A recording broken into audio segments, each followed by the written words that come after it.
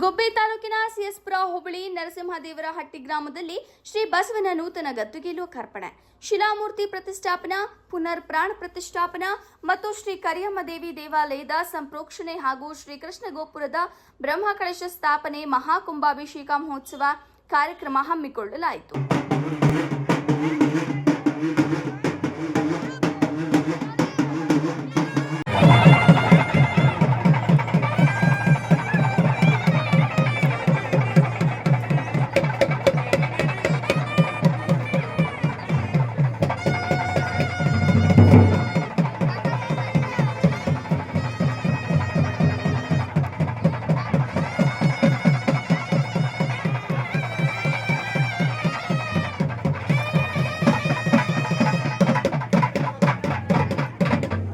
ನಂತರ ಶ್ರೀ ವನಕಲ್ಲು ಮಲ್ಲೇಶ್ವರ ಮಹಾಸಂಸ್ಥಾನ ಮಠದ ಶ್ರೀ ಬಸವರಾಮಾನಂದ ಮಹಾಸ್ವಾಮೀಜಿ ಮಾತನಾಡಿ, ಸನ್ಮಾರ್ಗದಲ್ಲಿ ನಡೆಯುವುದು ಕಾಯಕ ನಿಷ್ಠೆ ಹೊಂದಿದ ಪ್ರತಿಯೊಬ್ಬರು ಭಗವಂತನ ಪ್ರೀತಿಗೆ ಪಾತ್ರರಾಗಲಿದ್ದಾರೆ.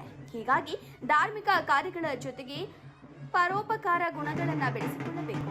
ಗೊಲ್ಲರಹಟ್ಟಿಗಳಲ್ಲಿ ಮಕ್ಕಳಿಗೆ ಉತ್ತಮ ಶಿಕ್ಷಣ ಕೊಡಿಸಿ ಮಾಲ್ಯಮುಕ್ತ ಸಮಾಜಕ್ಕೆ ಕೈ ಜೋಡಿಸಬೇಕು. ದೇಗುಲಗಳು ನೆಮ್ಮದಿಯ ತಾಣವಾಗಿರುವುದರಿಂದ ಪ್ರತಿ ಗ್ರಾಮದಲ್ಲಿ ದೇವಸ್ಥಾನವನ್ನು ನಿರ್ಮಾಣ ಮಾಡಬೇಕು ಎಂದರು. ಈ ಸಂದರ್ಭದಲ್ಲಿ ನಾಗರಾಜ್, ಕರಿಯಮ್ಮದೇವಿ ಅರ್ಚಕ ಕುಮಾರಸ್ವಾಮಿ, ವೀರಭದ್ರಯ್ಯ, ಆಕಾಶ್, ಶ್ರೀನಿವಾಸ್, ರಮೇಶ್, ಶೇಷಾದ್ರಿ, ವೆಂಕಟೇಶ್, ವಿರೂಪಾಕ್ಷ, ಯಜಮಾನರು, ಪಟೇಲರು, ಗೌಡರು, ಪೂಜಾರಿಗಳು, ಗ್ರಾಮಸ್ಥರು ಉಪಸ್ಥಿತರಿದ್ದರು. ವರದಿ ಮಂಜುನಾಥ್ ಡಿ, ಗುಬ್ಬಿ.